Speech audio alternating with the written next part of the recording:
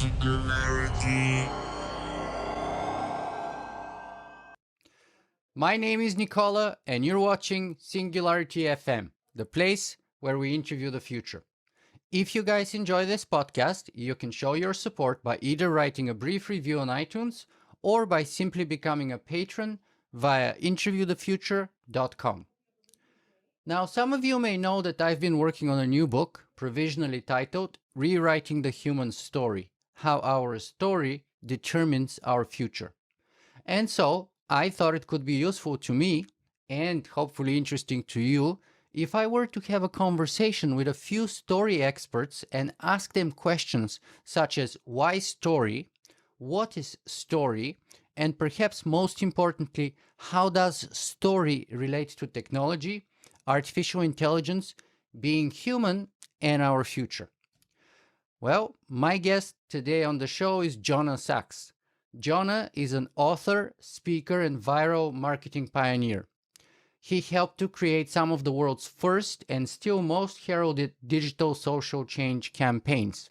His work on Amnesty International's Blood Diamonds viral film was seen by 20 million people and was delivered to every member of Congress, thus helping drive the passage of the Clean Diamond Act. Jonah later helped to create The Story of Stuff, which viewed by over 60 million people marked a turning point in the fight to educate the public about the environmental and social impact of consumer goods. Jonah has led groundbreaking campaigns for Greenpeace, human rights, and the ACLU, as well as major brands including Microsoft and Patagonia. Finally, Jonah is the author of Winning the Story Wars: Why Those Who Tell and Live the Best Stories will rule the future, and most recently, Unsafe Thinking: How to Be Nimble and Bold When You Need It the Most. So, welcome to Singularity FM, Jonah. Thanks. Glad to be here. Fantastic. I've been looking forward to our conversation because I actually read your book twice, your first book, Winning the Story Wars, because first I tried to save my eyes. So first I listened to it as an audiobook, and the moment I finished the audio version, I just went ahead and bought the Kindle version so that I can actually start taking notes. And I'm using references to your book in part one and part two of my own book throughout. So thank you very much for that. I really appreciate your work. Which leads us to our first question. Why do you think any one of us should even care about story? What's the big deal about story? I think that stories are kind of the root of who we are as human beings. You know, people who want to find community with one another, who want to define themselves as part of a tribe, they use stories to say, this is us. And the stories that we share give us our kind of core identity. I mean, what you're asking is such a big question in that there's so many reasons that we look to stories. So there's the big societal level, like our core stories make us who we are. There's the level at which stories are like reality simulators so that young people or anybody doesn't have to live the same mistakes as our ancestors or as our neighbors, because when we hear a story, we're getting these core life lessons. I think most importantly, though, in my model of storytelling, values are at the center of any story. What they are kind of carriers for core values. So if you care about sharing your core values, seeing them spread throughout a culture, a community, a family, learning to express them through storytelling is the most effective way to get others to share them as well. And so I think anybody who's in the field of trying to persuade anybody else of anything should care about telling stories. Absolutely, absolutely. And what's Jonah Sachs's personal story? In other words, what's your journey of kind of discovering story and the importance of story? How did you get to that conclusion that you just shared with us? Yeah. So in about 1999, I was starting a company to basically do graphic design for social change. I first had this idea that the internet was going to be this huge, exciting new thing and democratize voice, and everyone would have a chance to be heard. And I thought that was fantastic. I was just getting out of college. I didn't quite see where the internet would take us, 20 years later, into a kind of strange perversion of all of that. But at the time, it felt like anyone could speak. And I thought, this is a great time to start a company to help the causes that I care most about get heard, because you don't need that $1 million campaign anymore. All you need is to put something up, and if it's worthy of being seen, it will be. And so I started exploring that, and before long got involved in making what were called flash videos at the time. So people didn't really even know that things on the screen could move or make sounds. So if you made a little video, it had to be less than 100 kilobytes for anyone to see it, but you could get some attention. So we started experimenting with making these really crude, not crude in terms of graphics and sound, very low quality videos for maybe $5,000 or $6,000, and we were starting to see some of them going quite viral and getting tens of thousands, hundreds of thousands, and millions of views long before YouTube even existed. It's actually quite expensive to spread videos once they got too viral, because you had to pay per view. And then at some point, we decided to make a film about factory farming, because we thought that that was really a nexus between human rights, animal rights, the environment, human health. And we were looking for a way to express it. We knew that people didn't want to hear about the gross places that their meat was coming from. And then we had this, epiphany. What if we made a spoof of the Matrix? Because the reality is so much worse than we ever let ourselves see. So we made this Matrix spoof, called it the Meatrix, of course, and put it out there, and sent it to a couple thousand people on our lists. And before long, it was the #1 most blogged about thing on the internet for a week. It was seen by tens of millions. We literally had to raise money just to be able to keep showing it to people, and it spread like wildfire. Not long after that, we made another spoof, and that was a spoof of Star Wars called Grocery Store Wars. It was another food film, and again, it went everywhere on the internet. And I started asking myself, why are certain things going so viral and other things just get forgotten right away? And I didn't think that those films were necessarily the best films we ever made or the funniest, but they spread. And to be honest, one day I just Googled Star Wars and the Matrix in the same string, and up pops Joseph Campbell, because Joseph Campbell, the great mythologist, directly informed both of those films. Both of those films were created on the hero's journey, Campbell's template for all stories. And I hadn't really read about this or heard about this. So I dove into that, looking at the sign in your background. I kind of followed the white rabbit down that hole, and suddenly learned that within each of us are these inborn templates for mythology, and to love myth, and to listen to certain kinds of stories. And the reason that some of my videos were going viral were because they were riding along on the pathways that are basically baked into our brains. We want to hear these stories, and I have theories about why, we can talk about later. And so I realized that it wasn't about how funny I could be or how clever I could be with my marketing, where I placed my marketing, but could I leverage ancient myth? Could I leverage story patterns to get people to care? And it was really about the story that you were telling that made people want to pass it on to their friends, make it part of their identity. And so I started lecturing about that, and then Harvard Business Review approached me and asked me to write a book about, stories. And eventually that became Winning the Story Wars, about not just viral marketing, but about how the different stories kind of compete for our attention, and how brands and organizations who really want to spread better values and culture can use stories to be heard. Wow, that's absolutely fascinating. Let me just take a little digression here from the primary topic of our conversation here and ask, why did you care about factory farming? The Meatrix is a fantastic viral video. I recommend people Google it and check it out. It's really, really excellent. But why did you care about that particular issue? Are you vegan?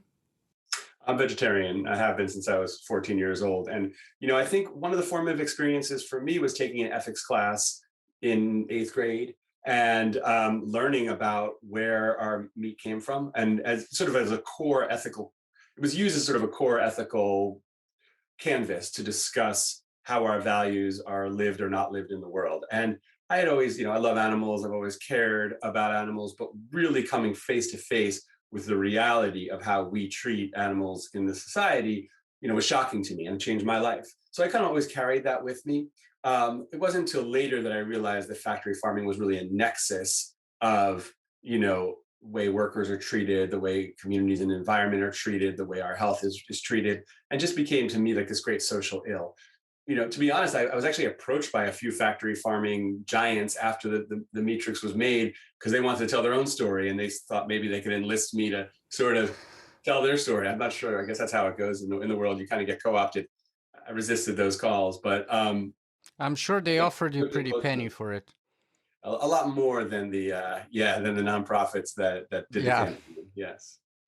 Well, good for you. I'm really impressed and proud of you. And that would mean that you have been vegetarian for what, 25, 30 years now?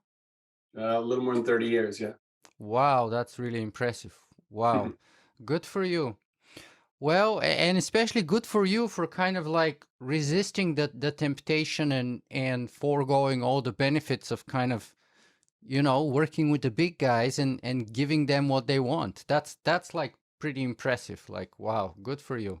Thank you. I have a kind of formative story about that as well, which is, when I got out of college, I was thinking about the internet with one of my best friends from growing up, who started the company with me.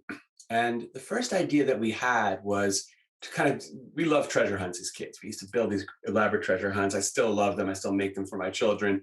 And we thought, wouldn't it be great if the internet, barely anyone was on it, at the time, or, it was pretty new at the time, if there were treasure hunts on the internet where people could go around to different sites and get clues and then, ultimately get prizes. And then, of course, the sites would pay us to drive traffic. And so we started making lists of all the big companies that we could work with to do these treasure hunts. And we got pretty far down this road of this idea. And then we looked at each other one day and it was like, well, why do we want to drive more traffic to Burger King? Like, what do we get from that? And I started to realize that, if you're going to pick up a megaphone and shout as loud as you can, would you want to shout something that you wouldn't want to whisper to a friend because you don't believe it? Or, or you doubly or 100 times more likely or more responsibility to say something that you mean. And so I just kind of took that lesson. And when we first kind of went out in the world, really with no experience and no real skills, we just said we only work with values-based organizations. And I think that because we made that stand, that's why our business actually worked. And had we not taken that stand, we would have just been one of a million other companies out there. So I felt like I always owed my success to staying with my values. And so it became easier and easier to just not take, jobs that I thought would sort of undermine my values and thus undermine sort of the agreement I had made with the universe, which had, blessed me with a successful company. And in return, I wasn't going to undermine that by taking jobs that I didn't believe in and picking up that megaphone and lying to millions of people. And I think a lot of creative people just assume that's what you have to do. If you want to keep making your films, keep doing your design, keep writing your copy, you're just going to have to do it for the people who are going to pay you, and it doesn't matter who. And I found that success is easier when you focus on the things you care about most. Wow, that's a phenomenal message. Yeah, because precisely most people believe that the price of success is compromising your values and your ethics, but actually you're telling us that it's the other way around, and that if you start with your message, the path to success is easier and shorter, and of course a lot more satisfying than otherwise. Yeah, I think so. And I mean, look, if you're going to try to especially in the field of creativity, if you're going to try to do something creative about something that you don't believe in, you're really going to struggle to figure out how to be brilliant. I mean, of course, there's many brilliant campaigns for many people who didn't believe in what they were doing. But when you're passionate inside about something and you're living that thing, you have so much more ability to be authentic and to be creative. And I think that the kind of muse speaks to you so much better. It's not to say that we don't have to all make compromises at some point in our lives. And I don't judge people who do, but I think that there's a less explored path that really is fruitful, that is sort of dismissed quite quickly because people feel they need to be realistic. And I think it's more realistic to follow your values than to sell out right away. Yeah, and that's where the subtitle of your first book comes in, which is called Winning the Story Wars: Why Those Who Tell and Live the Best Stories Will Rule the Future, right? So you put explicit stress on live. So just telling is not sufficient. It's always better to live your message. And I've always believed in that same idea too, because my own background is kind of ancient Greek and Roman ethics, and the best examples of that are people who actually live their message. And we have some very notable exceptions, like perhaps arguably Seneca and Cicero, who were these fantastic Roman Stoic philosophers, brilliant writers, brilliant speakers, at so many levels, and yet they kind of fell consistently short of their own kind of message. Maybe Seneca kind of, and maybe even Cicero kind of made up with their deaths for the omissions during their lives, but that's a debatable point. Anyway, let's go back to the topic of story, because that's what we're here for today mainly, and start with the definition. You see, my audience is very scientific, and so it always helps us to define the things that we're talking about. So what is story? How do you define story?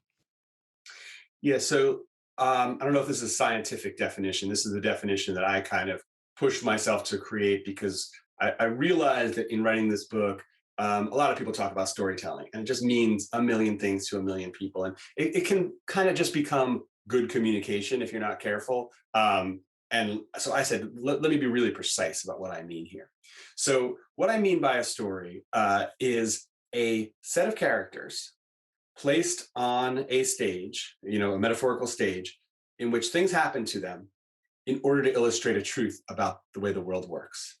And ideally, so that the audience member, the person listening to the story says, that could be me. I'm learning something because not only did this happen to this person, but if I was in this situation, it would also happen to me if I made the same choices. So a story is a stage where things happen to individuals, basically. Now, I say that the things on the stage are not placed there by chance. They're placed there because the storyteller wants to illustrate a core truth about the world, according to their thinking.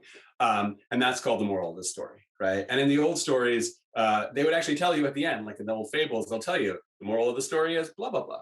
And so you would just know. But, we're much better at understanding that than being need to be spoon-fed every time. So oftentimes the moral shines through. Now, like there's some postmodern stories where it's very hard to tell what the moral might be. But most of the time, a story will feel sort of random and hard to follow if you're not trying to build an argument about how the world works or how human beings behave or how animals behave or whatever.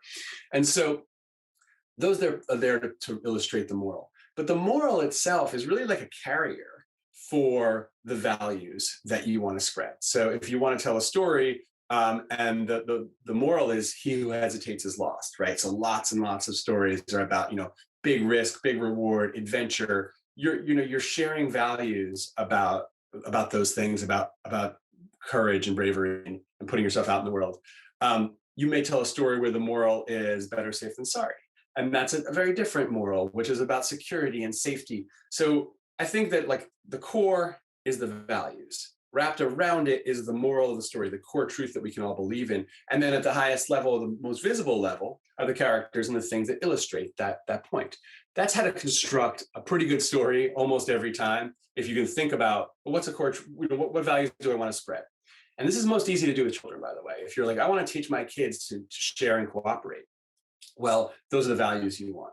Well, what do I know about the world? What happens to people who share and cooperate? What truth do I want to teach them about cooperation? And then, put some rabbits and some foxes on the stage and have them live out these tales of what happens when they do cooperate, what happens when they don't. So that's the kind of core of a story: values, moral, and then the characters that live through that. And again, it's been called like a reality simulator because we're able to learn from hearing these stories that we don't have to have that experience ourselves to learn those lessons. We get wiser just by hearing the stories and applying them to our own lives. So how is it that stories work? And why do they work? Why are they so powerful then? So how they work. Again, I would say that we sort of fail to access certain parts of human thought, like emotional triggers, certain memories, identity, when we just work at a logical level of abstraction. Of course, it's a huge thing that humans are able to do is argue at the level of logical abstraction. But it's very rare that a logical abstract argument will make someone say, that's the core of my identity. You might agree with it, but that doesn't necessarily tap into, again, what I said at the beginning, this sort of tribal feeling that the stories that I cherish and share are the stories that I'll die for, are the stories that I will fight for, are the stories that I think of as me. It's hard to take a logical argument and make that you. You may identify with logic, but it's hard to build tribalism around that. And human beings are sort of tribal creatures who use stories to say, this is us, this is them, this is why we do these things. There's a lot of science that says people often try to don't make moral choices based on what they think is right, but make moral choices based on, how do I become that person that I admire? How do I live like the person I admire? And stories actually give us heroes to emulate. Like, so what would Jesus do? Like, that's the most common example. Well, exactly. Very, very powerful, and quite a wise way of making your way through the world is, pick a hero. And my version is, what would Socrates do? That's my own personal version. There you go. Perfect. So you would only be able to, if Socrates is not just a string of ideas, Socrates is a man that you can look to as a role model. And that's because you've heard his stories. So I think it's very common, especially coming from the broadcast era, where kind of marketers and advertisers had this platform that they could just yell at people through. It's very common to just go and list all the things you want people to believe and just shout at them, here's what you should know. And yet that doesn't make someone say, oh, if I listen to you, I can be the person I want to be. And that only happens through storytelling. Wow. And that's fantastic. And what are the top 5 markers of a great story then? So I built this system that I call merit, just so that I can remember it and others can remember it as well. And I think it's powerful because you might, let's say you're using the model that I'm talking about. You might figure out what your moral is. You might know the values you want to share, and you might figure out a way of kind of illustrating that. But now you want to make sure that it's a powerful and good story. So I use these 5 markers because I think that if you apply them to any story, even a really well-told one, you can just keep upping the level of power of that story. So the first is that a story needs to be memorable. That means it needs to have elements that someone can latch onto and say, okay, there's an image that comes to me when I think of this story. This is why having characters that are quite unusual looking, or speak in strange ways, or things that are unexpected happening, those moments that are unforgettable. If there's really like the story is just kind of here the whole way, it will not be memorable. Things need to stand out as unexpected, and our brains are really primed and programmed to look for the unexpected in our environments. So memorable is kind of critical in that way. Emotional, this one's pretty simple, but you don't want people to just think something when they hear your story. You want someone to feel something. This one's actually quite easy to work with, because go ahead and tell your story to somebody. Ask how it made them feel. If they say, oh, it's kind of hard to say, you're probably not going to get a story that's really landing. If someone said, wow, that made me feel really sad, or wow, I feel really inspired by that story, then you know that you're starting to hit on that level. And then you can ask them, well, what do you remember about the story? And see if they're instantly like, well, I remember the guy with the magic cane. That was crazy. So you go from there. So relatable. The idea of this one is that you want, as I mentioned before, you want someone to hear this story and say, hey, that could be me. That's a character I can relate to. It doesn't necessarily mean that you need to pander to your audiences and make someone that looks exactly like the person who's listening with the same background. But this is why in the hero's journey, which maybe we'll talk about later, the hero is not like the king or queen with all the power. The hero is an ordinary person who does extraordinary things. And one of the most easy ways to make a relatable story is make someone that starts off their life in a similar place to where your audiences are going to be, normal people who eventually can do special things. Immersive is the next one. And this one's actually, I think, quite simple too. Adding details that make the person feel like they're there, sights, sounds, smells, those little details that make you not just stay at this level of high level moving through a plot, but actually diving into that world. Really, again, it kind of helps with the emotion, it helps with the memorability, and it's just kind of a little trick. If this person walked into a bar, what sound was playing? If this person, father was shot, what did the gunpowder smell like when he was standing there as a child? Those things bring us into that scene. And finally, tangible. I like to discourage people from jumping out of their story suddenly into some kind of omnipotent or omniscient, sorry, some kind of omniscient view where you're no longer at the ground level. You're now like making some broad claims. And a lot of times when we tell stories, we'll be like in the world of the characters, and then suddenly we'll kind of forget and just say something we want people to believe, and we jump out of that. And so just being careful that things happen at the human scale, because that's where relatability and immersiveness can happen. So I use that merit thing. Like I said, it's really not that hard to just say, all right, I love the story I'm telling here. It's going great. How do I make it one notch more relatable? Or is there anything I can do to immerse people in this story? And just change one sentence. And you're just climbing that ladder to better and better storytelling when you use those tools, I find. Yeah, exactly. So maybe merit are actually kind of like the benchmarks with which we kind of measure or evaluate if we're able to tell a story that lands, a story that connects, a story that makes a difference, that has a likelihood of spreading, of connecting to people and of hopefully going viral like you did with your videos. And then the hero's journey is the actual process or structure behind the story. Yeah, I think that works. I would say, don't start writing your story with the merit. That's kind of for editing, I would say, or for improvement. You need to build your foundation, and then you can use those 5 markers to kind of level up. So you start with the hero's journey then, and you finish with the merit system to look at that hero's journey and see if it actually seems to work. Yeah, I think that would be a good way to say it. Yeah. So before we jump into the hero's journey, I'll say, in the years, it's been 10 years now, since maybe 12 years since I wrote that book. I've learned a lot, and learned that there are other patterns and limitations of the hero's journey. There's a lot of criticism these days of the hero's journey, in that it's a somewhat individualistic hero who saves the world. And I think a lot of the problems that we now see are very difficult for individuals to actually impact. And I think that all makes sense.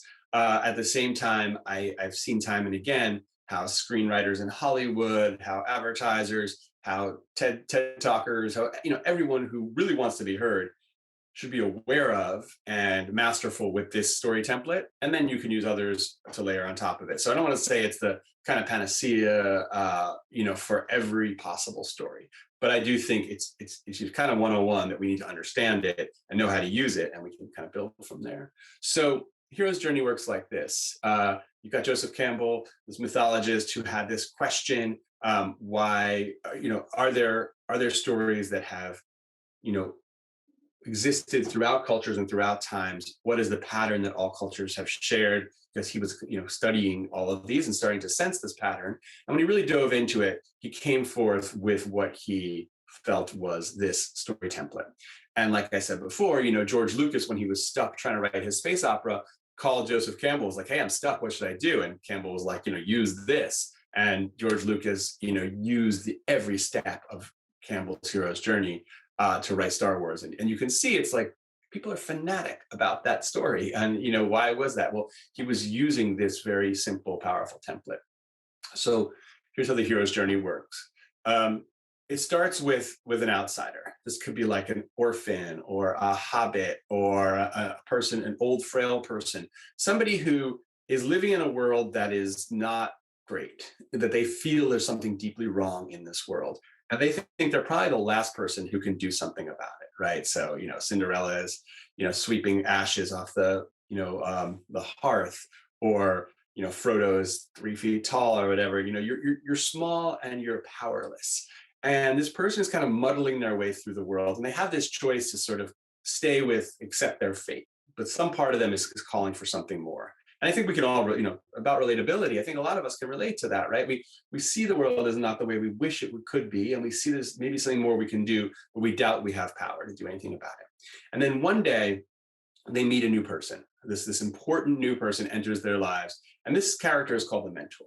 So this is someone who appears almost out of nowhere and tells this hero to be that they have a special place in destiny. So this could be Obi-Wan Kenobi. This is the fairy godmother. In the story of Moses in Exodus, this is God coming from the burning bush saying, you have a great destiny. Now, what happens when this first happens is the person says, like, oh, you've got the wrong person. I think you found the wrong person here. That's not me, right? Moses is like 80 years old and stutters. So he's like, how am I going to go and free the slaves when no one will listen to me? And I'm an old man. And I've already fled from the world and hidden myself in the hills. Luke Skywalker is a weak teenager. So one thing that always happens is that the hero says, like, I'm not going to do that. That's really not me. We see this with like Neo being this kind of loser programmer guy who's just like who hates the corporate world, but really doesn't think he can do anything about it. And then the mentor does a couple things. One, the mentor says, I'm not going to let you just go in there and be killed. I'm going to teach you what you need to know, and I'm going to give you some kind of magic gift. And so oftentimes the magic gift is one of the most memorable parts of the story. It's the lightsaber, it's the ruby red slippers, it's Moses's staff. The red pill. Yeah, and the red pill is definitely a gift of the mentor. And so the hero says, okay, yeah, let me try it, basically. I'm inspired, so let's go. And then the mentor shocks the hero by saying, well, actually, I'm not really coming with you. You're going to have to do this on your own. And sometimes the mentor comes a little way, but then the mentor gets killed. The mentor disappears. Gandalf falls into the pit. Obi-Wan Kenobi allows himself to be killed. And so now the hero is sort of on their own, and they've stepped into this magic world. And in this magic world, talk about memorable, everything is different. And one of the first things they realize when they get into this world, this is Jack climbing the beanstalk, is you find out, oh, this is why the world was broken. There's a bad guy. There's a dragon that's doing this. The giant is kind of destroying our town, and that's why we're so poor. And they start to put two and two together and say, oh, I understand now what the source of the world's problem is. And they go deeper and deeper into this world. Maybe they make friends along the way, and then they confront the dragon in the end. And they use everything that they've learned the whole time. And they use the magic gift to slay the dragon against all odds and steal the treasure that the dragon's been holding. Now, this treasure is, the audience thrills to see that the treasure's been seized. But when the hero brings it back to the regular world, this treasure is not something that makes them rich and famous or gives them extraordinary power. It's something that they use to heal the world. And somehow the journey and the gift that's given for winning is not winning the lottery, but serving one's fellow human and making the world better. And so they come back, and oftentimes people don't even believe the journey existed. They don't get that glory. They don't get that personal aggrandizement. They just get to serve the world that they once felt was broken. And then they, maybe there's a sequel, or maybe they just kind of fade into being a happy old person. So why do we listen to these stories? Why are they important? How could somebody possibly use such a complicated story in order to tell their own stories? Long answer to a short question, but some of these things are very important. Like, why do we listen to these stories? Well, and why is it in our DNA to want to hear these stories? Well, Campbell said that imagine there are tribes in which the young people of the tribe who are full of energy and wanting to do something are not taught how to be valuable members to that society. They're not taught to channel their energies into serving the tribe. Instead, they channel their energies into self-aggrandizement. They're going to not be a very cohesive tribe. But the ones where they find out that to be a hero is to do the right thing and live their deepest values in service of the tribe, that's going to work.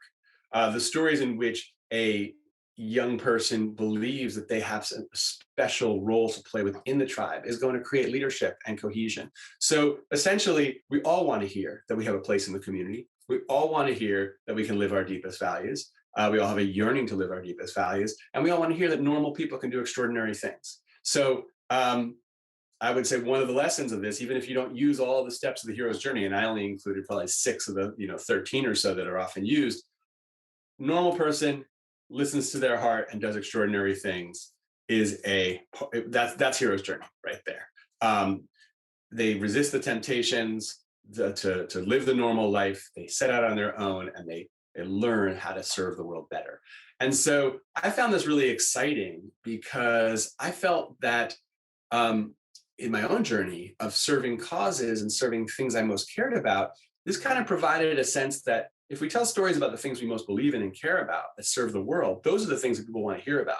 People don't really want to hear so much some of these assumptions that we have about marketing, that like this sneaker will make you rich and famous, this makeup, you're not good enough, but this makeup will make you beautiful. Yeah, that does work. But that's like the template for how we do all of our marketing and advertising. And we really are missing this opportunity. I call it empowerment marketing, to help people look internally to their highest values and make our audiences the heroes of the story rather than the brands themselves the heroes of the story. And so I put this idea out there in 2010. I think a huge amount of it has actually happened, in which we now no longer expect the voices of the people who are reaching out to us to be talking about how heroic they are, but trying to heroicize their audiences. It's not always used for good. But I do think that shift has really happened, and that was the shift I was really calling for in the book. So yeah, I think we'd have to do a whole hour just on how to leverage the hero's journey. But hopefully in that answer, you get the sort of sense of how to begin to think about normal person meets an extraordinary mentor. In the book, I say, like, if you're a marketer communicator, you're that mentor. You're calling people to their highest values. And what magic gift are you giving them to make them live their best lives, or enable them to live their best lives? Then you're starting the hero's journey. That's very well said, because again, as you pointed out, stories give us a meaning, stories give us a purpose, stories give us a community, stories give us a status. But here's the problem with that, though. Don't stories lead us to sort of a moral or cultural relativism then? Because let's say you have a story of being vegetarian, and let's say I have a story of being a meat producing, large-scale meat farm producer. And so, you've told your story, then I'm going to come and tell another story. And, if I've done my job right, and if I follow all those elements that you shared with us, the farmer who cuts out, the land out of this useless desert wilderness and then turns it into the heaven where, animals flourish and plants flourish, and, the person who takes care of the land and the traditions that come with that, and how it goes from one generation of the family into the other, and sort of like this kind of pioneering spirit of turning the desert into the heaven, and doing it all with your own two hands, and how John Locke said, property is that which has admixed with your own sweat during your own hard labor, and all that stuff, which is kind of part of the American dream and the American pioneering spirit, from the first settlers and then eventually to the waves going all the way to the west to the California, and also even that sort of like gold rush spirit, all of this put together. So there's a lot of mythology with those, so and of course, pushing back to that, you have the stories and the mythology which disappeared, which was surrounded with the indigenous peoples, whether in Canada or whether in the United States. It's pretty much the same stories, and it's a story of genocide to a great degree. And so the question is, doesn't if all of us have their own stories and the right to their own stories, and presuming we tell them in the best way possible and we live them in the best way possible, what happens when those stories are mutually incompatible? Right now we have the story of global warming, told by a lot of people, and you have a lot of other people who have a different kind of a story, where what we call the evidence and or the science in support of global warming doesn't quite fit within their story, and so therefore they easily dismiss or claim it is irrelevant, or on their value scale or moral scale not as important, not among the top high priorities for them. For them, things like, let's say, jobs and the economy and all those things take priority, take precedence. What do we do in a situation where that as those, and doesn't that lead us all to cultural relativism? Yeah. So I guess I wouldn't say that storytelling is a pathway to adjudicating the truth. That storytelling is a skill that we anyone who wants to be heard must have. I think there's been an imbalance in my opinion. There's been an imbalance in which those with a lot of money and who don't have science on their side, and it's just my opinion here. But let's look at climate change. If you don't have science on your side and you've got a ton of oil money, what are you going to do? Well, you're going to hire the people who know how to tell the best damn stories in the world, and they're going to win. Now, if you do have science on your side and not a lot of money, what are you going to do? Well, you're going to spend all your money on science, and then you're going to go and wave your scientific papers around, and you're going to get crushed by the story. I mean, we are in this world now where like climate change is not just something we debate about; it's happening. My state is burning, and we're still in this weird spin and cycle. So, if I could take storytelling out of the human mind and make us perfectly rational creatures, be an interesting thought experiment. I don't know what would happen to the world, but it would be interesting, right? And this is a question that we look at when we think about AI, right? Like, will Wouldn't AI? that turn us into robots? That's what I'm Yeah, thinking. yeah, Like, yeah. take the So stories out of our minds. We become like zombies. We become like robots. right. So we have this unfortunate situation where we are influenceable by stories that can be untrue, but it's also core to who we are. My sense is that by doing the work that I've done, I want to give those scientists and those people without the resources but with truth on their side, as I see it, the ability to use the same tools that those who wish to kind of obfuscate the truth are expert at using and have been using forever. So it's storytelling will not solve the problem of a post-truth world, but if the people who are authentic don't think to tell stories because they think just by being authentic they'll be heard, they can really be empowered by understanding this logic that's understood by those who don't have truth on their side. Yeah, but the problem is that, let's say, Donald Trump, you got to give him the credit. He's a very authentic guy. And by the way, relatively speaking, at least that's my opinion, he's very authentic in the sense that he has the guts to be who he is in public and throw fits and do all kind of what I would call moronic behavior, but he's not ashamed to do it. And that's kind of like an asset for him, for his audience. And compared to, let's say, someone like Hillary Clinton, he had a very good story on his own side. Let's make America great again. My wife's family, half of my wife's family is from Rochester, New York.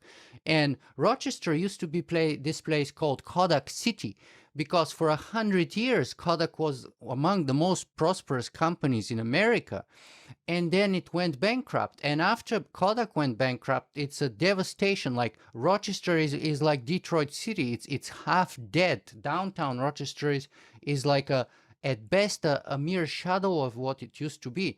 And so that story of let's make America great again connected incredibly well with my wife's family. And so the vast majority of them voted for him.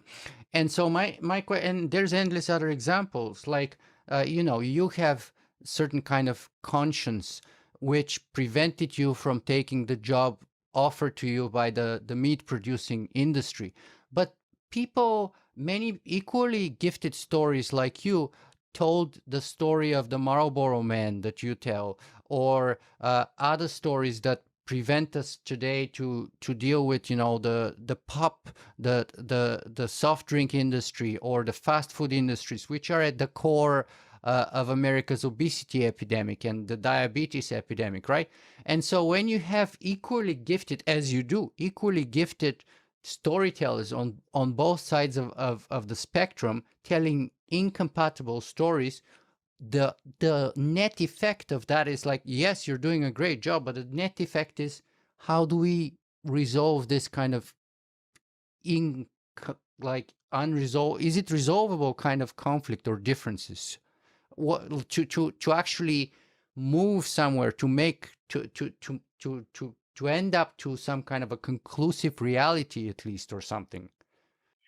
Yeah. Before I answer the question, I think that you are in two examples you gave, you might be confounding or equating skillfulness with authenticity, because I think that what you're saying about the story, the hypothetical story that you're telling of that connects to the American West and connects to pioneers, connects to John Locke, about farming, that's skillful. Connecting to patterns of thought that run deep in our society, connecting a story to those patterns of thought is skillful communication. It's not authentic because when you go to a factory farm, you don't have individual farmers through their sweat and blood partnering with plants and animals to create a farm. Like you just, But the ads that you see on I know, TV, they do tell you that. They do tell you that. But like there is a reality that yes, you can say anything and you can say something skillfully. It may not be at all true. And I would say the same thing about, we don't want to go too far into politics, but like I'd say the same thing about Donald Trump. To call him authentic when he's spewing lies in every sentence is a strange twist on reality that we now live, right? He's authentically skillful in that he understands how to throw out the playbook. I'm And repeating the words of my family that voted for him. I hear you. They find him authentic, not Right. me. They Right. think he's an honest person, in contrast to all those damn politicians in Washington. Sure. Well, I think that like there's something nihilistic in the very fact that because he doesn't even say what he thinks. I think he knows. There's another track in his mind that knows what he actually thinks. He doesn't care for the rules. He's a rebel who doesn't care about the rules is basically the thing. But that it's interpreted as just saying what really he believes, I think, and that somehow that is authentic is a sort of problem of this post-truth world where the veneer of truth, what did Colbert called truthiness, it sounds right, is a sort of replacement for truthfulness. I think you're asking a question that is, I think we're all trying to deal with in this social media world. I kind of hinted at this in the beginning, which was I said that like I thought the internet might be a liberatory kind of fantastical utopian tool by which the people would rise up and share the truth over what the gatekeepers maybe were holding back from us. And I think we've kind of gotten into the mirror image of that, where in some ways the rich and powerful or companies are benefiting from amplifying non-truth, and we're all kind of complicit in it. I don't believe that the topic that we're talking about today, storytelling, will resolve this issue. But I think that I'm currently working with Tristan Harris and the Center for Humane Technology to help with their work and their stories. These folks are trying to raise the level of attention on what social platforms are doing to us as a society.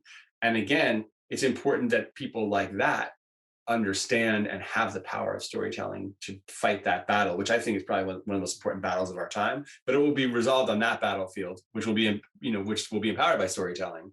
But I don't think we can just have a sort of battle of stories in which truth will prevail, because I think if you look back through human history, you'll find that stories have been used to send nations and tribes into warfare with each other, in which both sides equally believed and were willing to lay down their lives for the stories they believed in. And there was no way for any third party to say which was true. And I think we even live in a world where like the very notion of truth or science or objectivity has been rejected. So like it's impossible to even establish on what grounds we would say there's truth between sides that are more committed to their own. Okay, so we touched on the danger of cultural relativism in general, but let's talk a little bit about the impact of stories as we know them a little bit further, and maybe a little bit along those lines still, with a quote from Jonathan Gottschall's most recent book, which is called The Storytelling Paradox: How Our Love of Storytelling Builds Societies and Tears Them Down. And in the book, Jonathan says, quote, "Story science reveals that everything good about story is the same as everything bad. So to get good people to behave monstrously, you must first tell them a story."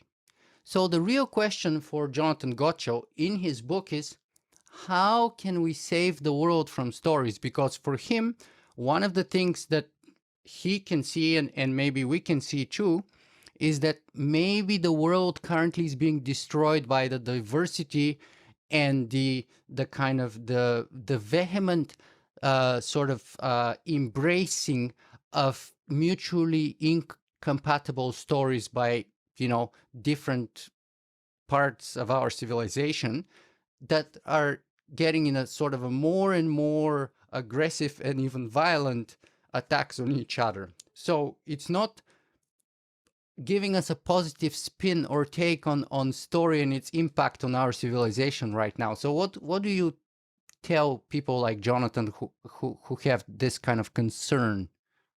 Mm.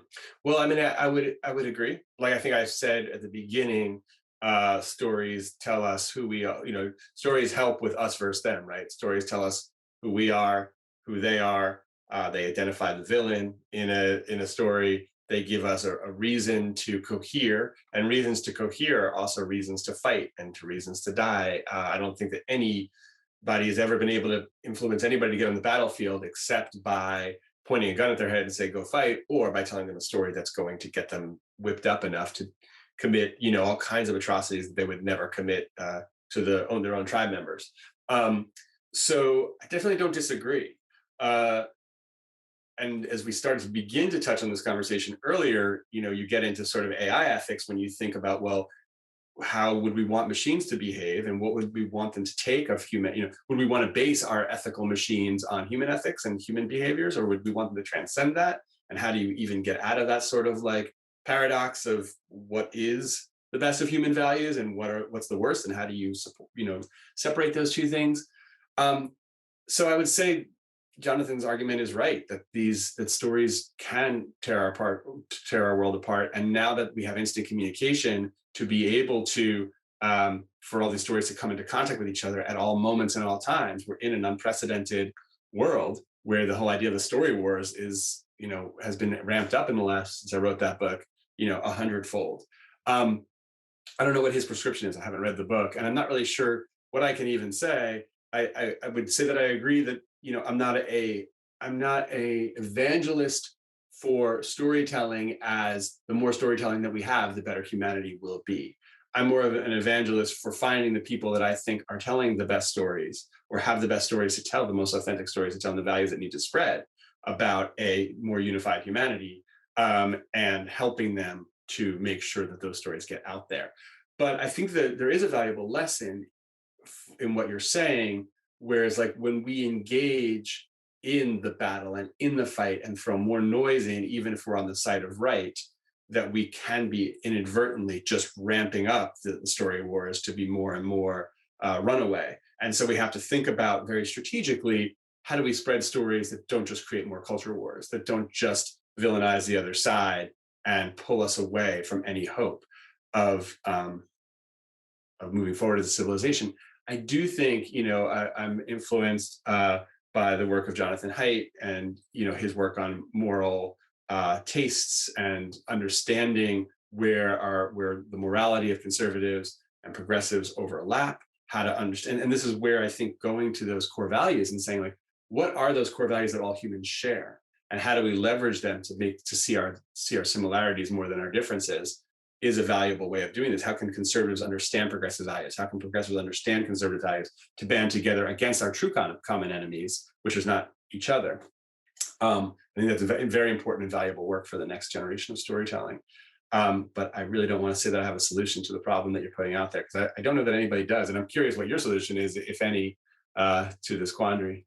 Yeah. We'll come back to my solution a little bit, or search for it anyway, a little bit later in the conversation. But so your proposal is basically look for the overlap, look for the common space between the right and the left, for example, or any two potential sides around a potential story conflict or story war, as you call it.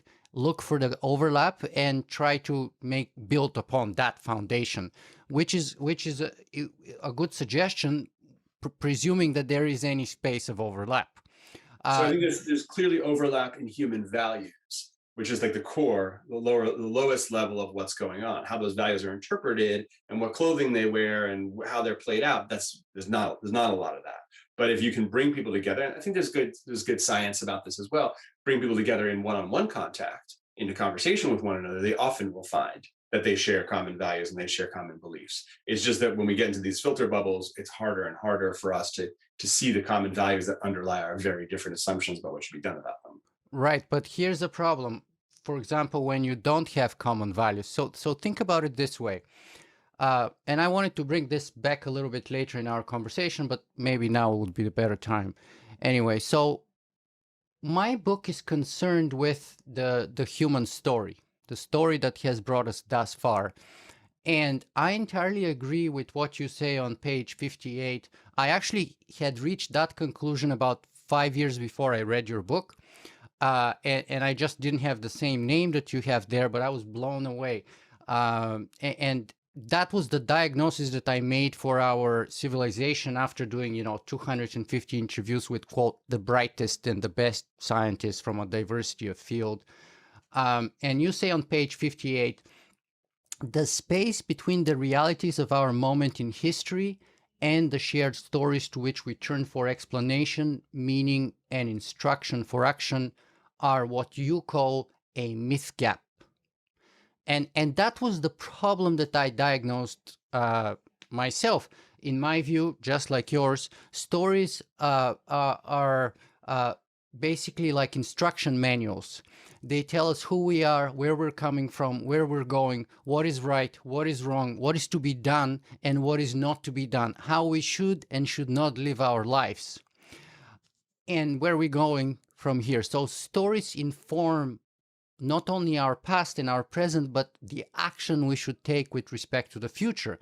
And our stories that have been very powerful and have brought us thus far are now failing to continue providing that function into our current moment. They're literally falling apart.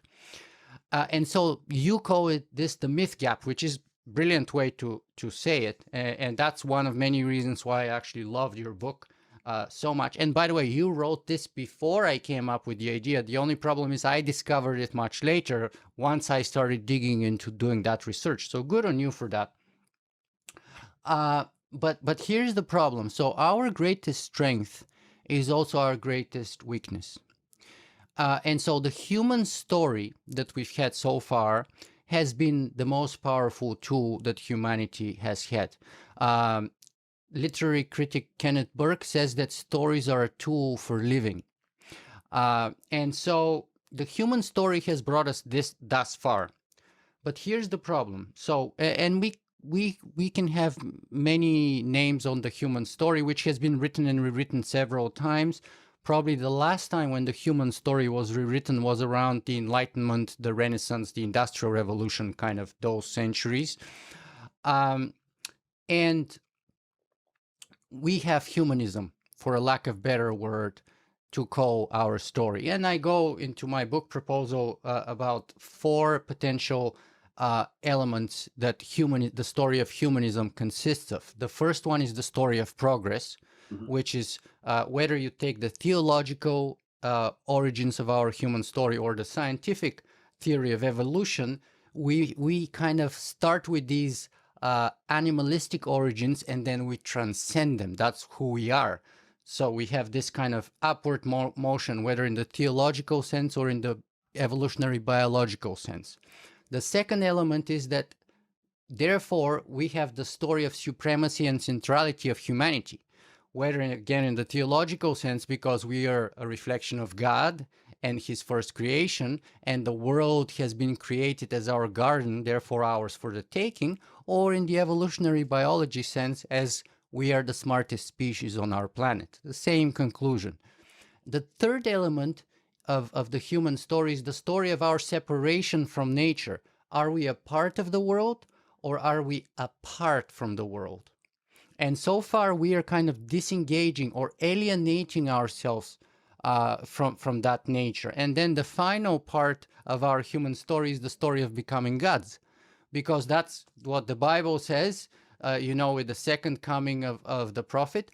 And also that's what modern stories like transhumanism promises that the science of immortality and the merging of man and machine would give us this kind of biological immortality, whether through genetic engineering, whether through mind uploading, whether through human enhancement in one form, shape, or another.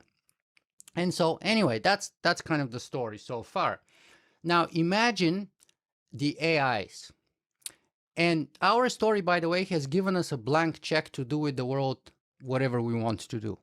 That's why every year we kill 73 billion animals and about 1.2 trillion aquatic organisms. Now imagine we are confronted with another storyteller called AI or aliens from space. And of course, they're going to have their own story, and their story would not be called humanism, but would be called AIism or alienism. And so they're going to be the heroes of their own story, and they would be the center and the reflection of their gods. And in that case, we don't have any overlapping space between our stories, but we may need to find a way to peacefully coexist, whether with AIs, whether with transhumans, whether with animal uplift, whether with aliens from space, potentially. Let's say hypothetically, but probably the AIs and the human uploads and the transhumans may be the highest probability of those possibilities.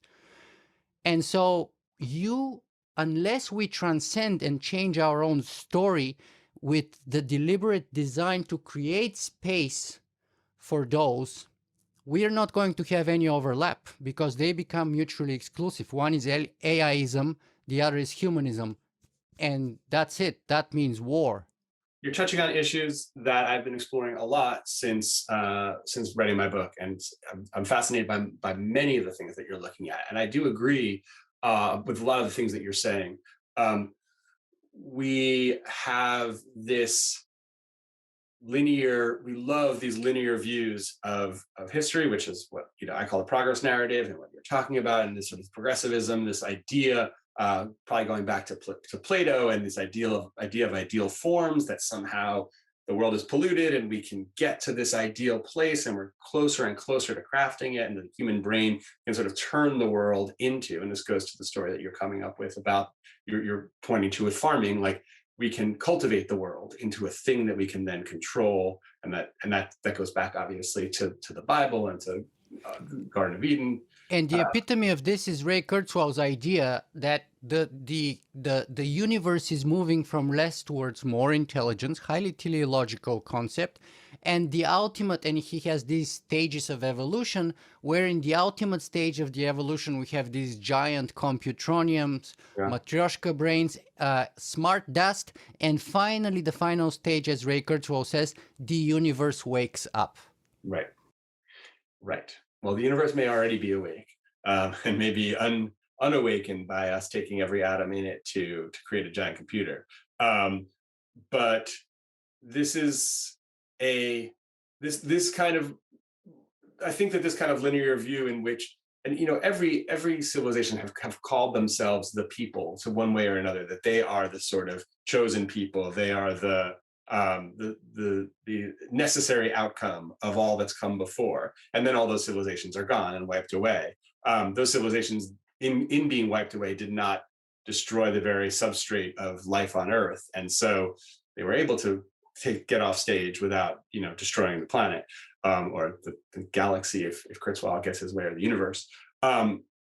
So I think that we do need to get out of this linear view of history. I recently read The Dawn of Everything. I don't know if you've gotten to read it yet, the new David Graeber book, but really it really critiques that entire way of seeing, and really says how societies that have come before us have had they haven't been on a conveyor belt to this moment. They've had equal or more political imagination than we have at this point in this moment, and this sense that we're stepping up this ladder is terrifying, and also creates a lack of self-reflectiveness of where we want to go.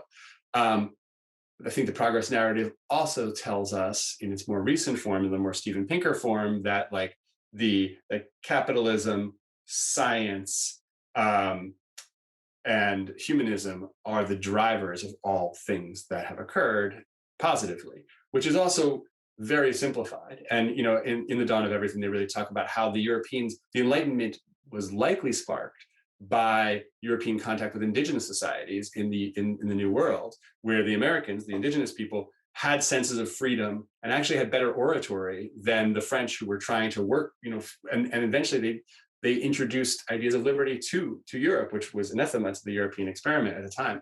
So we get to this place where we have a very egotistical sense of our centrality in the universe, and in the centrality of our own tribes, which creates all these problems.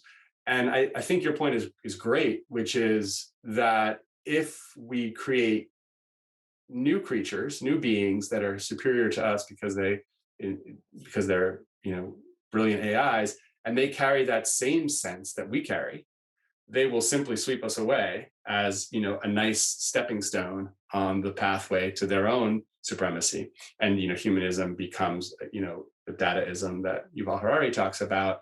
And we really do have no place. And if that's how we want to go, if we want to create these machines to replace us, and then they have their own sense of superiority, we can keep on this path. But this is the path that we're clearly on, and that our children, these new creatures, or these new sentient beings, will take if we program them with the same attitude that we have now. But you're asking, like, how does storytelling get us out of this post-truth world?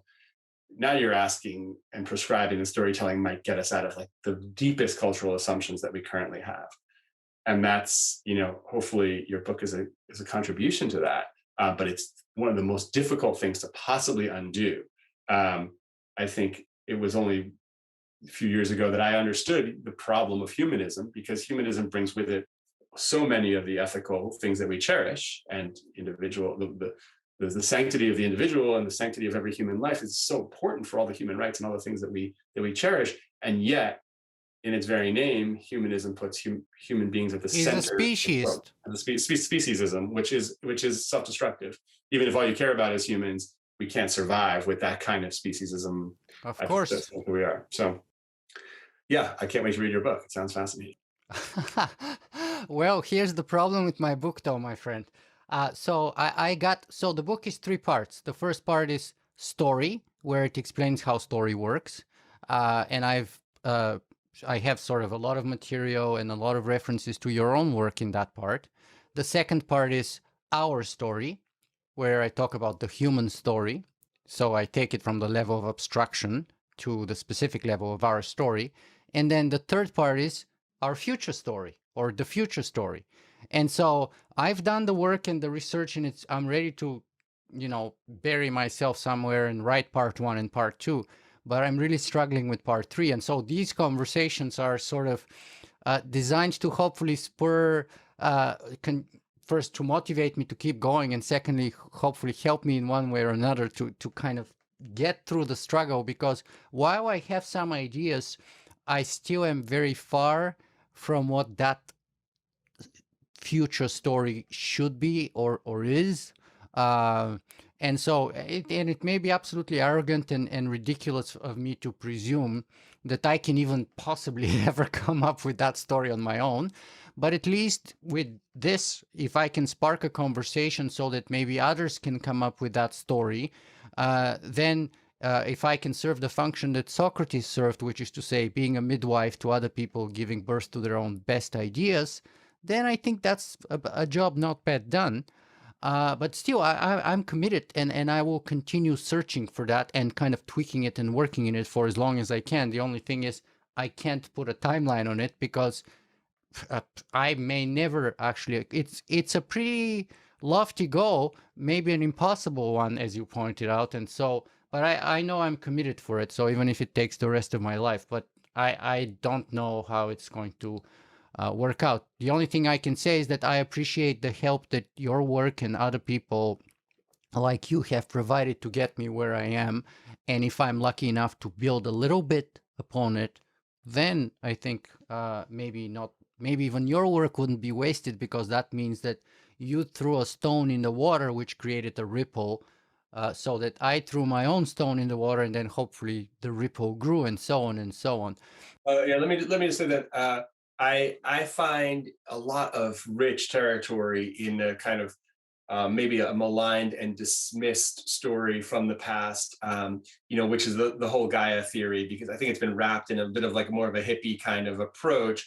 But the scientific concept that the Earth is and behaves like an organism, and that it has many of the same features of an organism, sort of self-healing, reproducing within its own kind of closed system. It's got this sort of a membrane that keeps the inside and outside separate, that it uses its own, that life creates the conditions for life.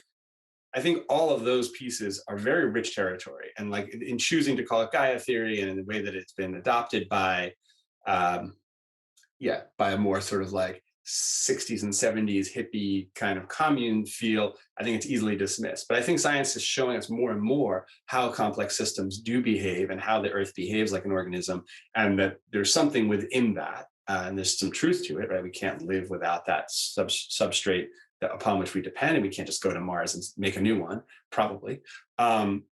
So I look to that story as a kind of fertile ground for new ideas. And Campbell said that before he died, that like the only story that matters now is a story about the whole planet and everybody on it.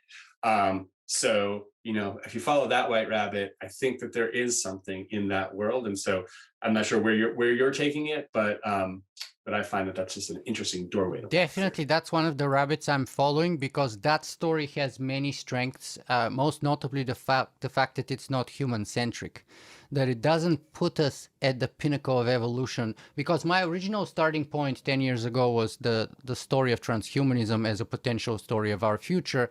And then it took me, unfortunately, way too long, maybe 4 or 5 years of investigating the story of transhumanism before I actually realized that it's not the story of the future for a number of reasons. And it's actually a dangerous story to the future, and it actually may lead us to suicide, civilizational-wide suicide, instead of saving us. And the Gaia story has many, many benefits. Now, I don't think it's sufficient in its current version, and I don't think it works in the current version because it hasn't worked. In the past, it's not been sufficient to go viral, to spread sufficiently enough to make that shift in consciousness which we need.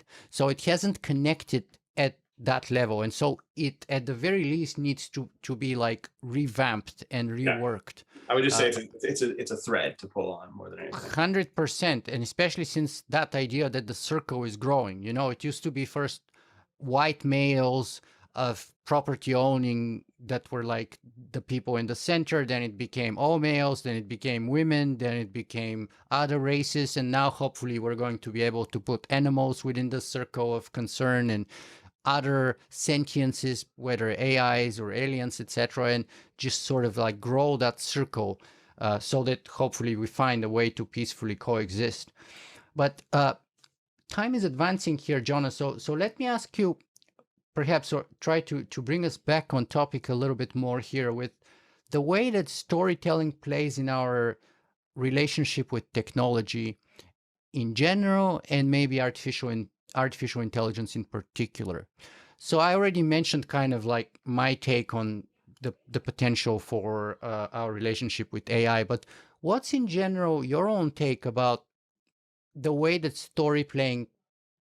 the way that storytelling plays with respect to technology in general and artificial intelligence in particular? Well, there are, I guess, two ways to look at it, two angles to come at it from. And I think one we've already sort of touched on, which is like, what is the human story, and how do the creations that we're making advance that story? And what is the next chapter? Because we are clearly on the precipice, very close to the precipice of the next chapter. And with what ethics and with what principles do we want to design our companions or whatever the AI becomes? I think there's another question very specifically about storytelling and AI. I've had the opportunity to work with GPT-3 and a number of applications built upon it. And it's really fascinating how facile AI already is, like right now, at telling superior stories, at persuasion, at creating art at understanding, basically observing how humans like to communicate and imitating that, almost perfectly in many ways. You can get GPT-3 to write in the style of, or even create art in the style of an individual that you want to emulate. And so, what I think where Campbell had to sit there in his study, slowly looking at all these different cultures and finding the pattern. I think AI, whether it's here today, which I think it is, or it's going to be here in a year, can study how humans interact with each other and emulate it, can find the patterns that we can't even see ourselves and emulate those patterns and use them to do whatever the owner of the AI at this point, humans are more in control of AI than the other way around. But somebody who wants to tell a powerful story can use AI to try 100,000 versions of it in an instant, see what works, and then build upon it. Like when we talk about the merit situation, the merit tools of slowly improving your story, an AI can iterate 100,000 times on a story to see what's working. So I think we actually have to become better as people in really questioning and looking at our own, what stories we take in, how we believe stories, how we allow them to mold our identity. Because I think we're going to see very soon data created stories that are incredibly persuasive and influential, and are going to constantly be trying to change our identities, constantly trying to change our allegiances, and we're going to be swimming in them. And already social media feeds are full of inauthentic troll farm content that's trying to sway us. Well, more and more bots are just going to be creating those things in powerful ways. So that should change. So much of loving stories is believing that there was a human being behind that story who we identify with. I think less and less there will be humans behind the stories that we're being fed, and we're going to need to learn to deal with that. Well, okay, so let me get one sort of point of clarity here, though, because I think there may be some kind of disagreement here that the two of us are, or at least that I'm discovering that we have, and that is, I have these kind of two AI Turing tests proposals. And the first one is what I would call the Socratic test of AI. And that would be, can AI ask good questions? Because, we know that computers can give us great answers. But I believe still to this day, they're utterly idiotic of actually asking any decent questions, and especially questions that matter. But the moment that they're able to start asking better questions, would be, to me, a huge benchmark of kind of artificial intelligence development. And so that's what I call the first step, or the first Socratic test of AI. And then my second test for AI, Turing test for AI in a way, would be what I would call to be the story test. And the story test is, can the AIs tell a good story?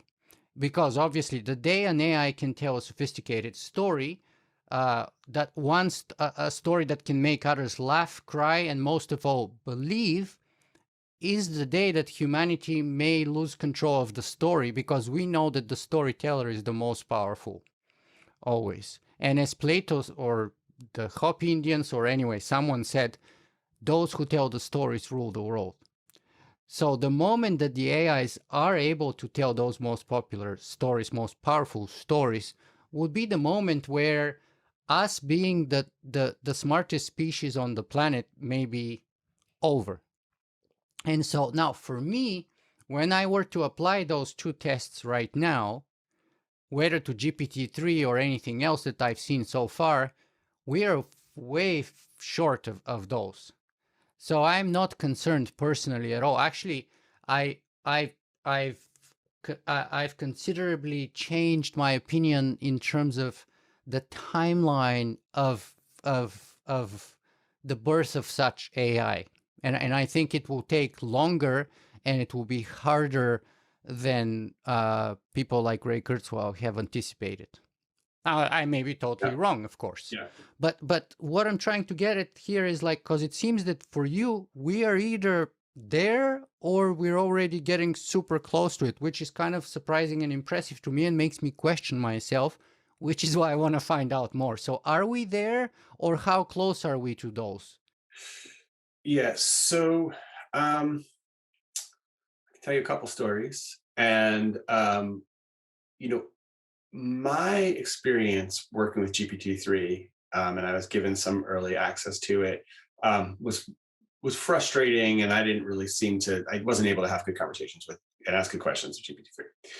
I was working with a client who is a programmer and deep in Silicon Valley, and helping him with his communications.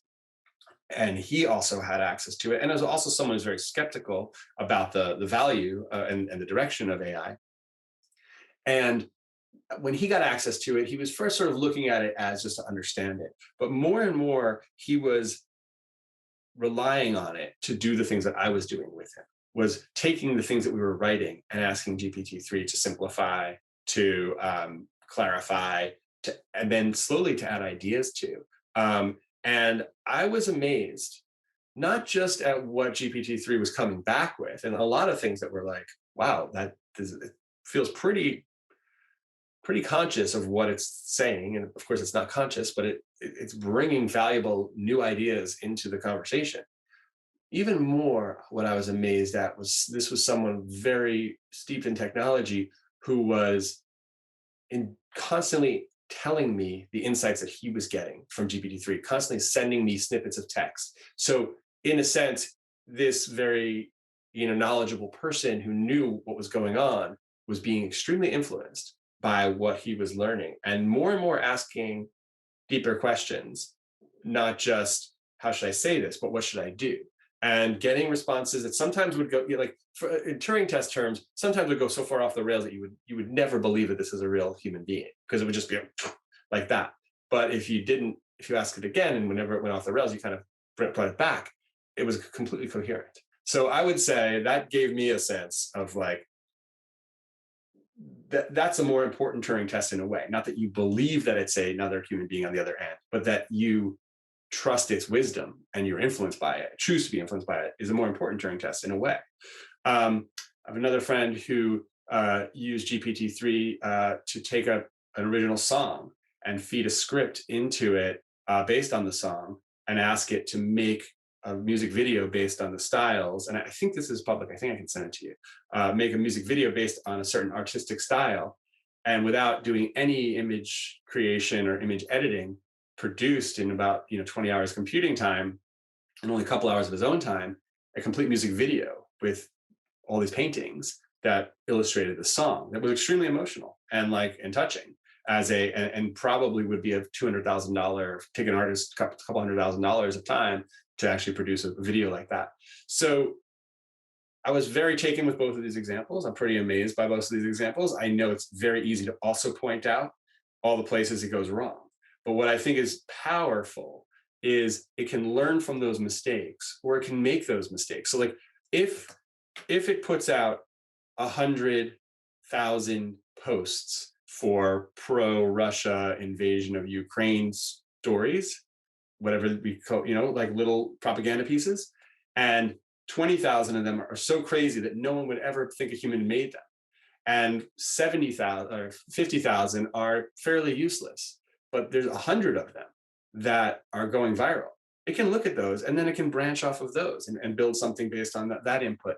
So I do think that while it's very easy to point out the places that it crashes and burns and we laugh at it, when we do that, we're missing what it's actually doing, which is edging closer and closer to being better at influencing and manipulating human consciousness than we are ourselves.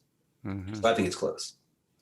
You think it's close. So if you were to guess a timeline, when do you think it will be able to pass those two Turing test proposals that I have? One is asking questions, the other is telling stories that are equal or better than our stories.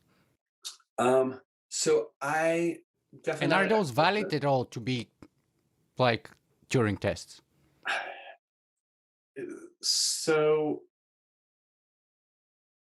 depends how you define really good questions. I think that it can do pattern matching now or very soon, but now that if you fed it all the transcripts of all your podcasts, it could start asking questions like you.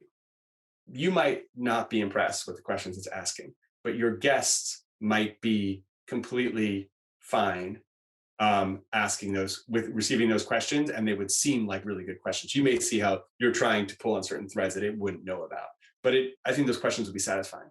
If I put you in between it so that you read the questions to me, but chose not to ask questions that were so bizarre that I would be tipped off, I think it could do that basically right now. And I think the same thing goes for telling a compelling story. I think that there are examples. You need a human editor to basically step in and break off the errant DNA that sometimes gets into these things, but that it can read, the most liked romance novels and then come up with a romance novel that is the kind of killer romance novel that with some human assistance could become a great story. So I do think it's very good at pattern matching and making kind of simulations of the patterns that it sees, and new versions of the simulations. But again, I'm not an expert. I've only had some hands-on experience and then experience with others who know how to use it better than I do. But I also don't, you're the person with the podcast name Singularity. I don't know how fast these curves actually happen. So like once you can taste it and see it, is it, I might say, oh, it's 2 years from now, but I don't know how much happens in 2 years in the mind of in a churning AI. It might be 2 months or a week. It's because you never can judge the future based on the past when you're on that. It depends on whom. It depends on whom you're listening to. So if you're listening to Elon Musk, we have had self-driving cars on fully autopilot since like 2019 or something, or 18 even. The reality is way far from that in my book. And now actually in some of his most recent tweets, he said that self-driving cars may be turning out to be a much bigger problem than originally expected, which is kind of very similar to what Marvin Minsky. I had the last interview with Marvin Minsky, who is often called like the father of AI. I probably had the last interview with him before he died. And famously, he thought that computer vision would be a summer project for his undergraduate students in the 1960s, right? And we're not there yet. We're closer, but we're not there yet. And of course, the idea is that AI is like nuclear fusion for some people, in contrast to Elon, who thinks it's either here or coming very quickly. Others have said AI is like nuclear fusion. It's always 30 years away. I think that your examples are places where AI has to interface with the constraints of the physical world and some of the constraints of society. Like Twitter, for instance, has none of those constraints, almost none of those constraints. So if your goal, if your goal is to use AI to dominate Twitter conversations in a persuasive way, I don't think it's going to run into the same problems that you're going to see with self-driving cars, which do have like the physical world moves in certain ways. The infrastructure can be built in certain ways. Humans can be brought around to accept things at certain timescales. But so much of our lives have moved into these other spaces that can instantly change, and I think that's where AI will and those spaces are in some ways more important than our roads and bridges. And so that's where I think you're first going to see AI having a kind of dominant impact and doing some of the stuff that seem impossible. Yeah, and those would be closed systems, because the world of driving is an open system where you always have new elements and things change in real time, etc. But I think that, and this is where I may be totally wrong, I think that storytelling is also that way. It's a living, not a dead activity within a closed system, but it's a living activity in an open system. That's why I don't think that 140 or 280 characters are sufficient to tell people a story. You can get them to follow on a story somewhere on another platform, or intrigue them enough to move them there to get through the story, but you can't really tell the full story in the same way, perhaps. And We should so we should meet up again in a year and see where things are at. absolutely. And again, I update my beliefs as we go. So, and I'm no expert, just like you. My only expertise, if any, is that I've been looking into this for the last 15 or 17 years. So that's about as high as my expertise goes, which is commonly referred to as the fallacy of authority. And I don't consider having it. Anyway, so that's interesting. So that's an interesting point. A view. To me, actually, those pattern recognition examples that you gave are not sufficient, because yes, computers are very good at pattern recognition. That's fine. That's where their strength is. But the key is not to imitate a pattern, but to create a new one that actually works. Not to tell an old story in a new way, but to actually come up with a new and original story. So yes, you can imitate me, you can imitate Van Gogh, you can imitate Monet, but can you create a revolution, breakthrough of a new style that changes the world, like Pablo Picasso did? Yeah, well, that's an even harder Turing test, I think, than well, first. but that's what we do. And if we are to measure them on par with us, which is why we're calling it a Turing test, their effect on the world, and it has to be on par, I think. Now, it's true that Pablo Picasso is an exception of common humanity, just like most of our geniuses, right? So but I think that's the difference between chess, which is a closed pattern recognition system, or Go, which is the difference between Go and chess is not of kind, but of quantity. Right. It's just the number of move variations differ grossly, and that's an incredible accomplishment. But Demis Hassabis, think about it this way. In 2011, we had AlphaGo defeat the best that humanity can offer in terms of Go. And then Demis Hassabis came with the claim that, AlphaGo would revolutionize the world and all these things. And maybe it's doing it in some smaller way.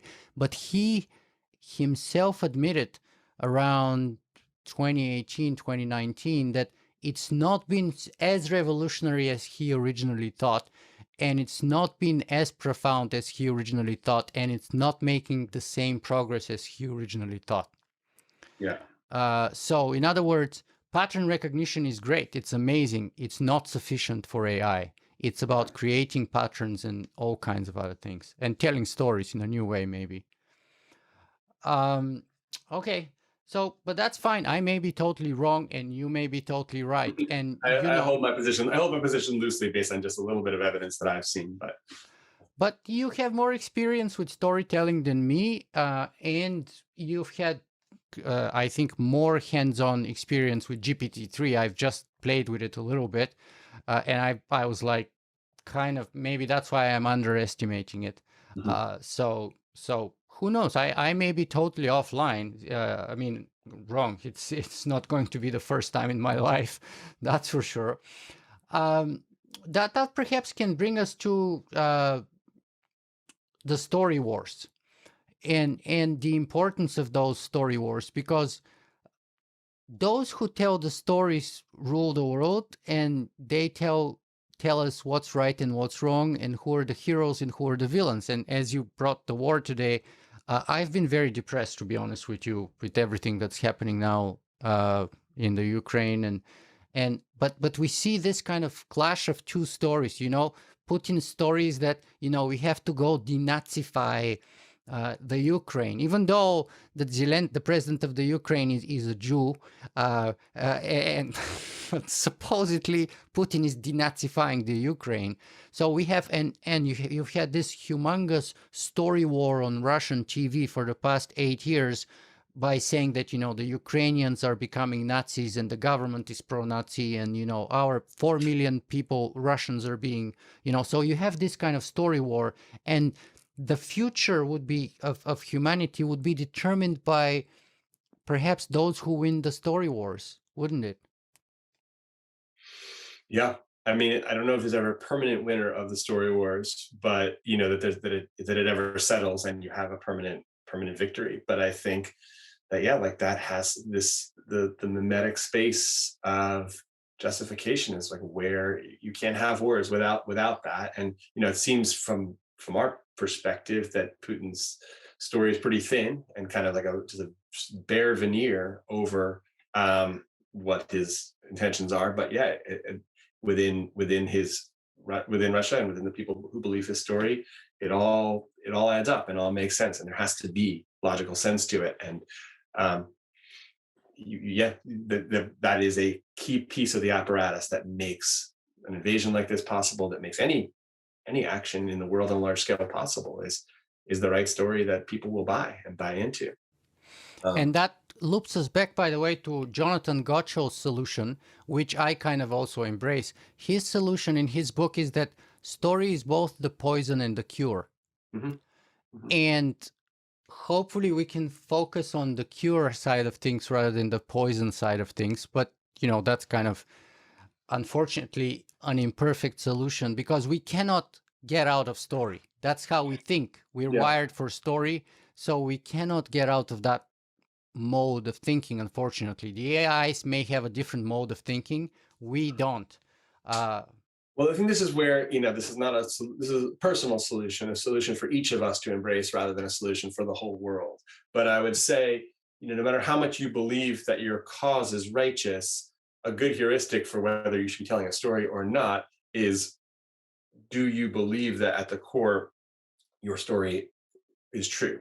Do you believe it serves the people that you're telling it to live their own deepest values and to reach, up onto Maslow's hierarchy of needs, or whatever view of human self-realization you believe in? Because even if you think your cause is righteous, but you're manipulating your audiences with a story, which surely Putin understands that he's manipulating his audiences, even if he believes he's right, because we can never decide what is right and wrong for everybody in the world. Don't tell stories that you do not believe in yourself and are not authentic to you. You can use it as a tool to share your deepest held truths, and it's an important tool in the world. But once you cross over, no matter how righteous you believe you are, then you're entering where stories become poison, in my mind. And maybe we should tweak that a little bit, or at least my proposal would be because there are truly people who believe their crazy stories to the depth of their souls. Like some Nazis were a great example. During, even after the end of World War II, there were Nazis who Sieg heiled while they were being executed after the Nuremberg trials and still believed in everything that they did. So in those cases, clearly that kind of test is not sufficient, I think. And I think the way to counterbalance that would be with the cost of your story. In other words, is your story coming at the expense of other sentient beings? And you could call that the Buddhist suffering test. Is there any suffering to others caused by your story?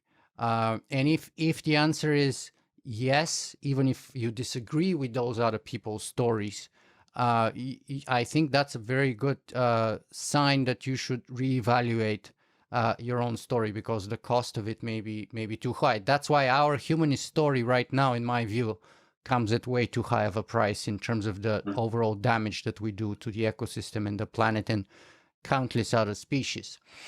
But Jonah, we're coming sort of to the last 6 or 7, 10 minutes of our conversation. So I just wanted to ask you another 3 or 4 questions in the period that we have left. And maybe very briefly, we can touch on, where do music and humor fit with respect to story? Which one is more primal? Because one thing that I've noticed is that not only story is very powerful, but the same could be done with music. And I wonder, have you done any research, or do you have any suggestions for us whether music is perhaps even more primal, because it has this phenomenal power over us to transmit emotion and even make us do things, right? Like dance and shake and jump and do stuff.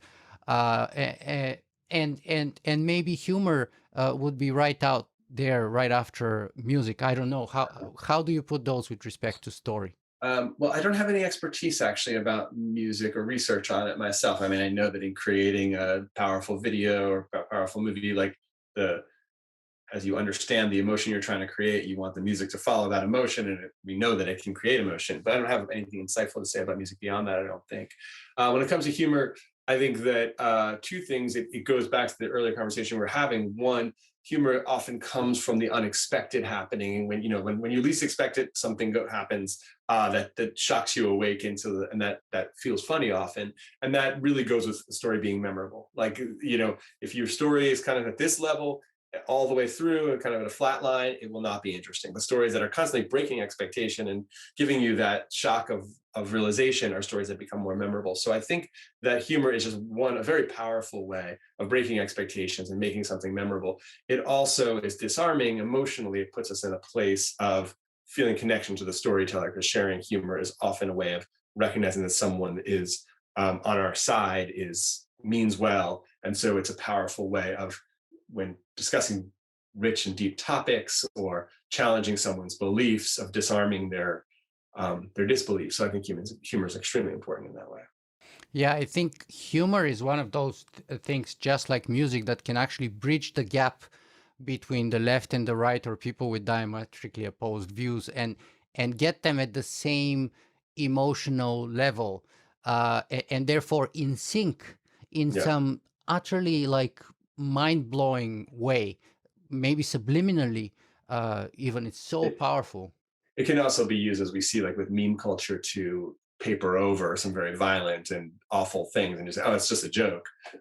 So yeah, it's disarming in that way as well. Sure, yes, just like story, just like story. Okay, Jonah, third last question. Where does your latest book, Unsafe Thinking, or how does Unsafe Thinking fit within the stories that we're kind of talking about here today? Yeah, I mean, I think unsafe thinking is about breaking patterns of thought and breaking patterns of behavior. And how do you do that when what you're doing is no longer working? So in a way, storytelling, we have these patterns of communication that are fairly broken, most of us, because we have dismissed or don't understand how to enter this sort of story framework, which is very human, but is no longer passed down to us generation to generation as a participatory thing. And so I think that the books fit together in terms of, like, we take the same. Unsafe thinking is about taking the same actions and expecting a different result. And how do you, once you realize you're doing that, how do you break out of it? I think storytelling is one of the most clear ways that we then break out of those patterns of leadership in business, or leadership in politics, or creativity. Storytelling becomes this powerful way of getting off the conveyor belt that's no longer working for us. Mm-hmm. Very interesting. So, Jonah Sachs, where can people find more about you and your work? Jonahsachs.com is my website. For some of the reasons that we sort of touched on, I'm not very active on social media anymore, but I can be reached through my website, and we can have further conversation. Fantastic, which is what I do, and I highly appreciate your time here with us, and which is why I always give the last word to my guests on my show.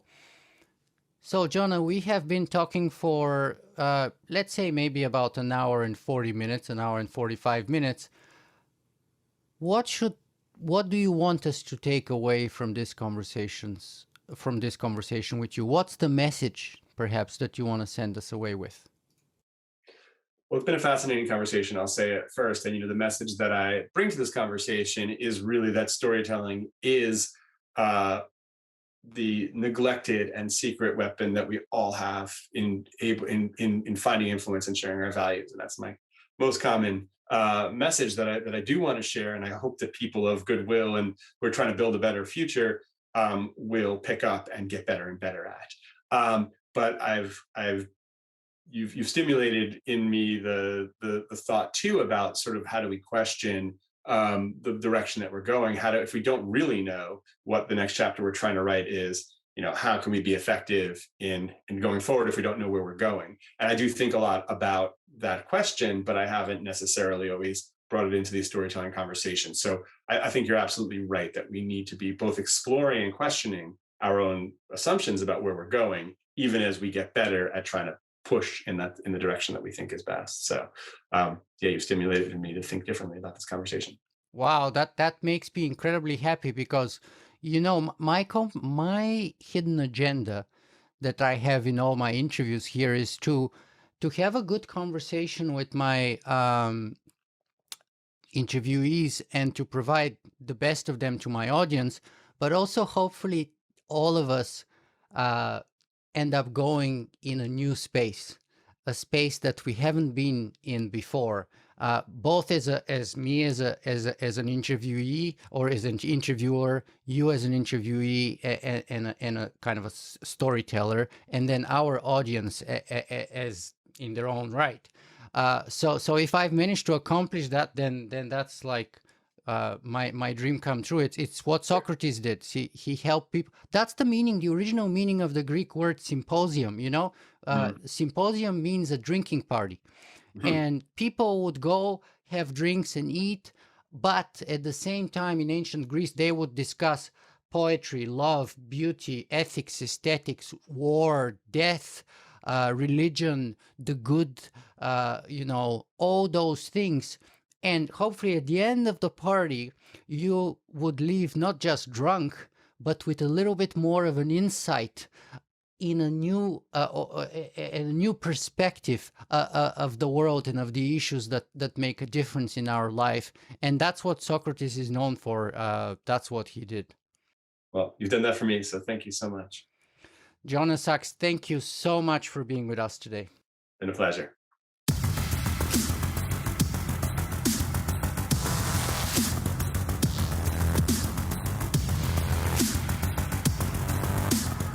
If you guys enjoyed this show, you can help me make it better in a couple of ways. You can go and write a review on iTunes, or you can simply make a donation.